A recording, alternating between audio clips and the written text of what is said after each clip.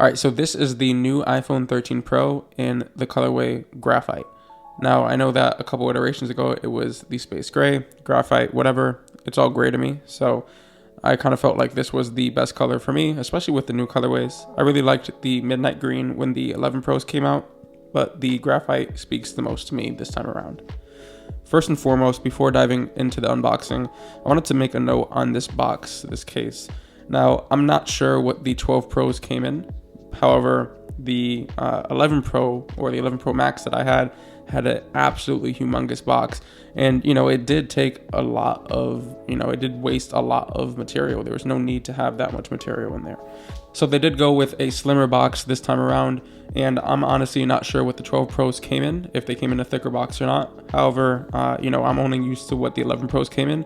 But the 11 Pro Max that I had came in an absolutely humongous box. So I can see that they're trying to cut down on waste here, and you can't fault them for that. I actually like the sleek design of this casing a lot more than the older models. We have these really satisfying pulling tab things, whatever you call them, on the back, both on the top and bottom. So to give you a little bit of an experience of what it is that you'll see when you get yours, I'm going to now hopefully very satisfyingly unwrap this iPhone 13 Pro.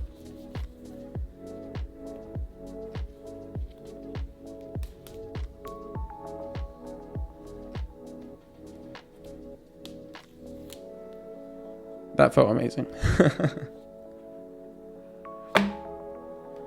This is what you see first thing out of the box with your brand new iPhone 13 Pro. Now, this is not the Pro Max version. I'm going to go into a different video to explain exactly why I went with the Pro model instead of the Pro Max this time around, coming from an 11 Pro Max, but that is for another video.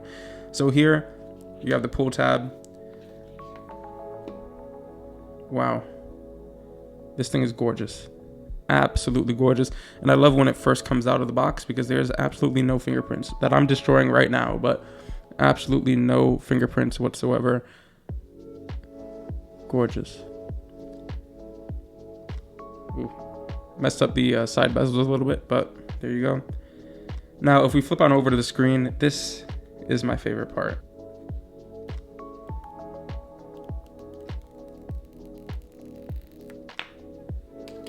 Yes. That felt absolutely amazing, and it sounded awesome as well. Here is your brand new iPhone. You can even see my light up there. This design is absolutely gorgeous. Now, going off first impressions, before I even turn on the phone, this notch, this camera assembly is humongous. And I even have my 11 Pro Max here to show you the difference. Right, this is the Pro Max model, the Pro Max version that is supposed to have the best camera of the lineups, right? And that's it in comparison with the new 13 Pro. It's amazing. The size difference is humongous, and I'm gonna go into a little bit of the differences between the cameras in a second, and I'm actually gonna be making a whole video about the difference in the cameras. But right off the bat, guys, I just wanna show you the comparison side by side. Let me clear some of this out of the way. Side by side, here we are. So obviously I can't even stand up my 11 Pro. It'll just flop over. One thing that I absolutely loved about the 11 Pro was the fact that it had the curved bezels, the curved edges. But honestly, I stopped by an Apple store recently, and holding the phone in my hands changed my mind completely. I was a big fan of the iPhone 5 and 4S when they came out. And the square, I'm really happy that they brought back these square edges of the square look. All right, so here are both phones side by side. I honestly probably shouldn't be smashing them up against each other like this when I just unwrapped it, but that's okay. And then on the other side here too, you can see the volume buttons as well. They feel about the same. Nothing big changed here either. The major difference, I'd say, in feeling them is just feeling how solid this phone feels because it is a squared off design. I feel a lot more confident with it in my hand. I don't really feel like it'll fly out of my hand at all. Whereas with this one, this phone is definitely a lot more slippery, and thankfully I've never really dropped it too badly to the point where I completely destroyed the phone, but there have been some close calls, so it might be a little bit easier with the new 13 Pro. And here we are. Apple always goes for some sort of colorful, really cool design for your first boot up, and this year is no different. So now that we have the screen on, I just want to compare it to how the 11 Pro Max screen looks. Now you can tell that the notch is significantly smaller this year around. I know that this is the Max model, the Max version, but even though this still, the notch here just seems a lot thinner. Well, not thinner, but it doesn't stretch as far across the screen as it does with the 11 Pro Max. This year, the Pro Max model gets around 10 hours of battery life, while the regular 13 Pro model gets around 8.5 hours of battery life. So there is a trade-off there, but you have to ask yourself, what do you need more for your daily use? And again, I will be coming out with an entire video about my experience with the Pro Max and why I did go for a Pro this time around. So now that we've unboxed the iPhone 13 Pro, let's go over a little bit about how it's different from its predecessor, the 12 Pro. So most notably, I'd say, is this big old camera, or these three big old cameras. So obviously Apple put a lot of time and effort into making these cameras the focal point for the new phone, and I'd say that they did a very good job at doing that. So the telephoto lens at 77mm has an f-point of 2.8. The ultra-wide lens at 13mm has an f-point of 1.8, and then the wide lens at 26mm has an f-point of 1.5. So I'm assuming that these lenses are so large in order to capture as much light as possible. So something you might not have seen on the channel is a very old video. It's still up, and it's a video of where I took the 11 Pro Max and I went to New York and I did a walking tour around a couple of the blocks in New York City.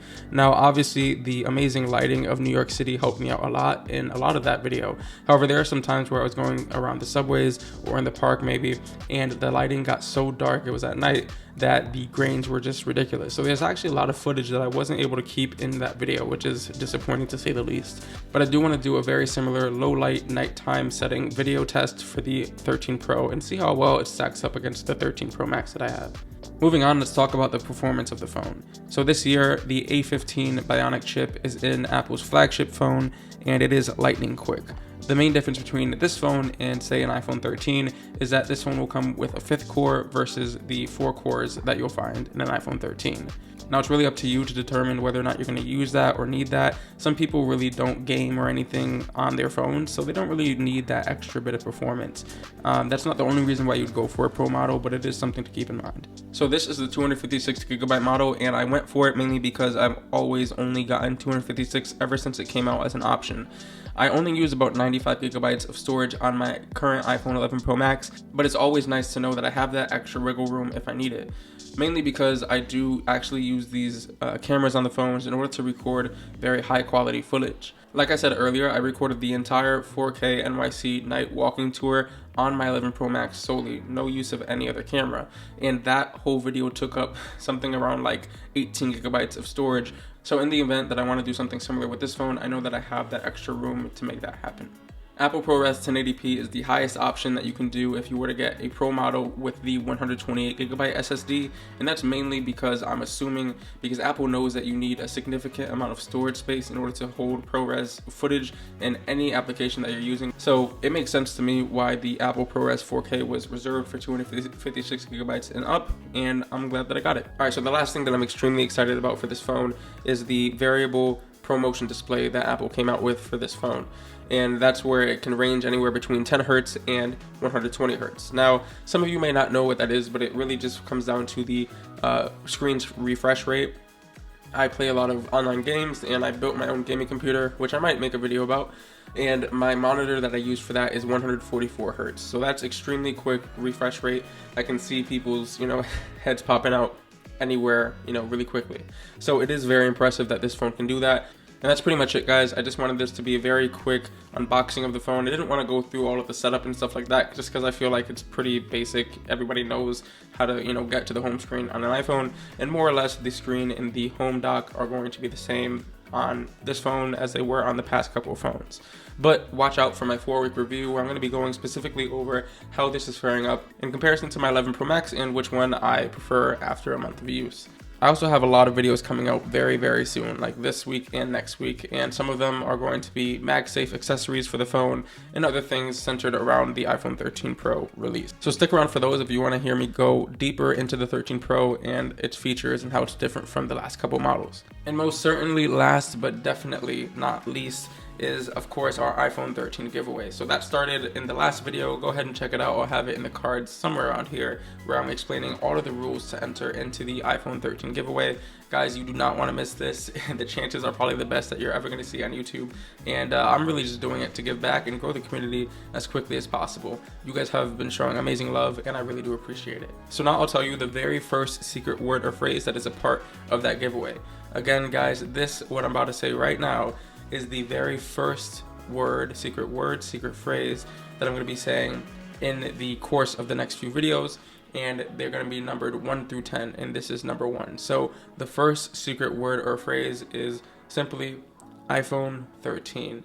I feel like that's pretty justifiable considering a new iPhone dropped, and you know, today's the first day that I got it. So the first word or phrase out of the 10 word or phrases is iPhone 13. So remember that, jot that down, save that, and keep watching. Thank you guys so much for watching again, and I'll see you in the next one. Peace.